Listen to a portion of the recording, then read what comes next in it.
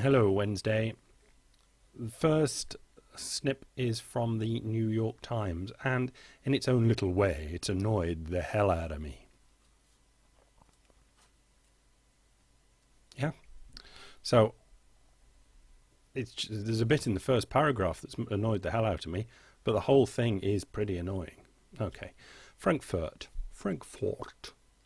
the European Central Bank, called on Tuesday for the Eurozone leaders to form a banking union to oversee its big banks. Not all banks, big banks.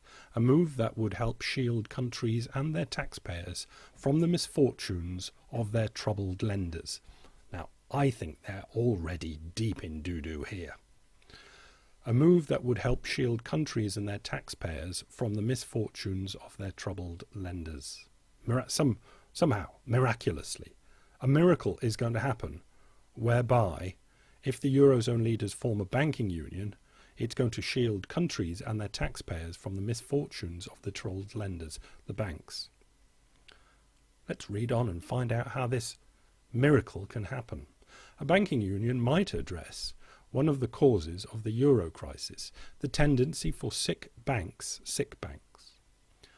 to undermine entire countries. The costs of taxpayer-financed bailouts in Ireland and Spain, among other countries, were so large that they raised questions about the creditworthiness of national governments. Quite right. The banks in Ireland fell upon the government. The Spanish banks, now started, because that's how the system has been taken on again, are falling against the Spanish government.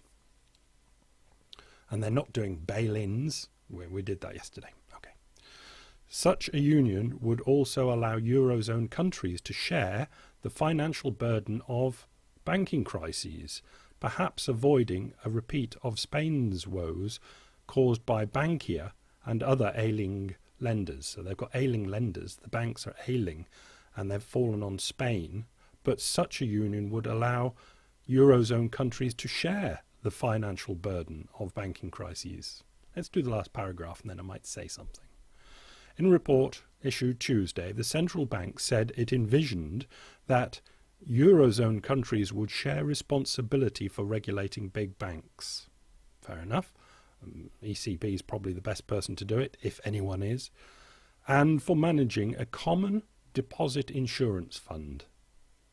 Countries would also create procedures for winding down terminally ill banks, so taxpayers would not have to bear the costs, the bank said. Right, I really get the shits with them and their terminally ill. And what else did they have up here? Sick, ailing. You know, they've got a bit of a chuff, these banks. This is the New York Times. I think they should be a bit more upfront about insolvency. All right.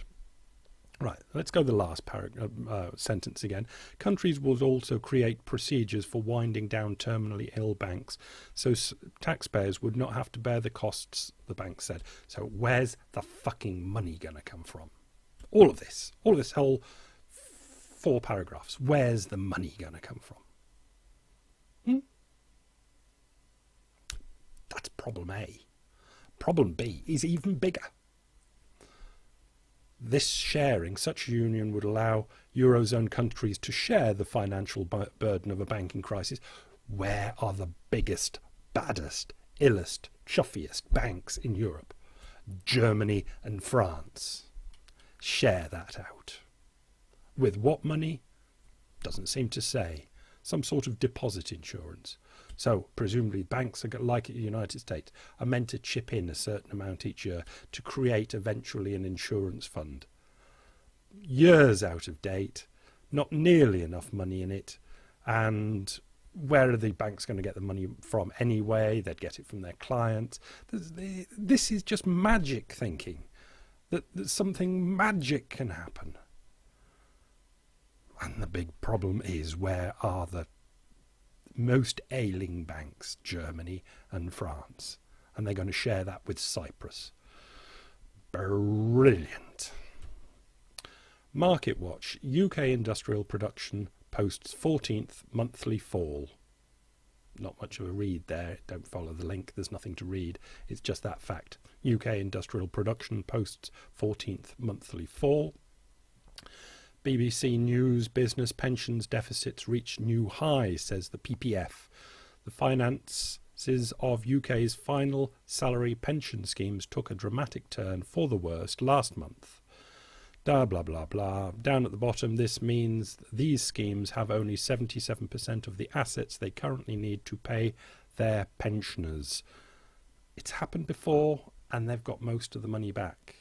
But one of these times where it slips down to this sort of 75% number, it won't come back, and then it'll go down to 65, and then less.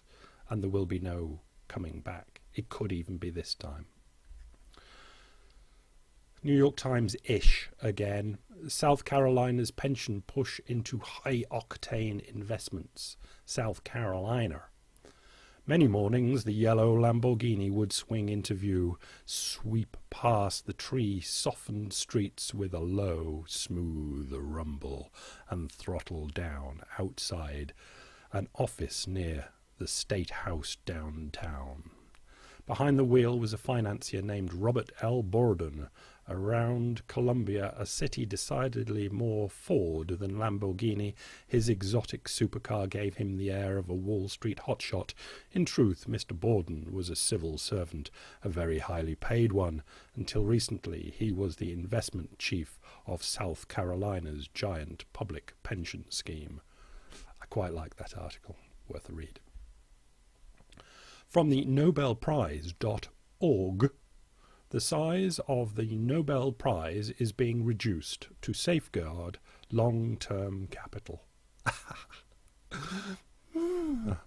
Last one. Good old Carl. Your wealth was stolen. Do you believe me now? The this is a quote in grey here from the Fed. The net worth of American family has fallen to its lowest level in 2 decades, according to the government data released Monday, driven by more than 40% drop in their stakes in their homes. The Federal Reserve's detailed survey of consumer finances showed families' median wealth plunged from $126,400 in 2007 to $77,300 in 2010, a 39% decline. That put them on par with the median wealth in 1992. Where did it go, says Carl? To the banksters, very good, who took your wealth and used it to cover their fraudulent credit creation. Apparently. So now you know. That's where your money went. It went to the banksters. Carl says so. Because you did have wealth, didn't you? And now you've got less wealth. So that means your wealth has gone to somebody else. That's the way it works, isn't it? No, it doesn't actually.